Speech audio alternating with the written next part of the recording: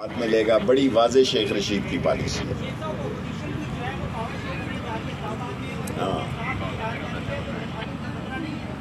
देखें, मुल्क अनार्की की तरफ जा रहा है, आपका सवाल ठीक है, और मुल्क को जमहूरियत की तरफ जाना चाहिए। अदम एतमाद का फ़ैसला होना चाहिए और वजारत दाखिला फ़ैसला करेगी कि अगर एक ही वक्त में दो जलसे, हमारा जलसा भी और अपोजिशन का जलसा भी एक ही जगह हुआ, तो फिर हम वजारत दाखिला जो है उसमें बेहतरी का रास्ता निकालेगी कि कौन किस जगह पे जलसा करे। स्पीकर साहब का काम है, उसके पास इख्तियार है इजलास बुलाना। स्पीकर जो है वो स्पीकर है। स्पीकर का फैसला किसी अदालत में चैलेंज नहीं हो सकता। स्पीकर जो फैसला करेगा वो कानूनी आईनी होगा। ये इजलास बुलाना उसका काम है कि वो कब इजलास बुलाता है।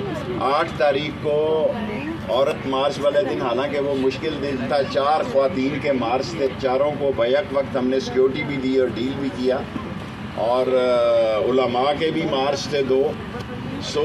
8, 14, 22, 23 तारीख ये बन जाती है। उसके 9 दिन, इसलिए 23 तारीख से लेके 30 तारीख तक अहम दिन है। वजारत दाखिला 7 दिन खुली रहेगी।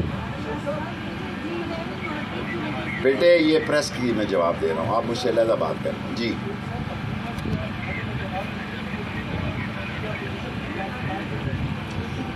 मैं इमरान खान के साथ खड़ा हूँ और इंशाअल्लाह ताला इमरान खान जीतेगा।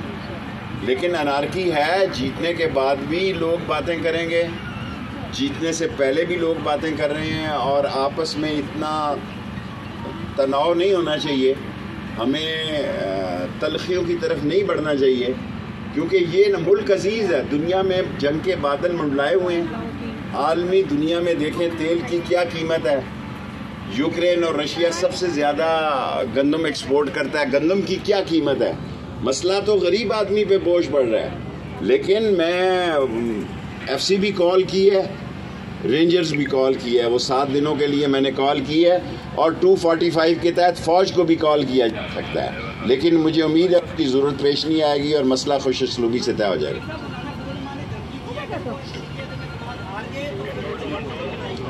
देखें, लड़ाई अपनों से क्या लड़ाई करेंगे। वो सारे मदरसे जो हैं उनके गलियों मोहल्लों में हैं, और अगर वो हार गए तो लड़ाई करेंगे, हारेंगे नहीं तो लड़ाई करेंगे। क्या बातें कर रहे हैं। मौलाना फजलुर रहमान, मैं उनका नाम एहतराम से ही लूँगा कि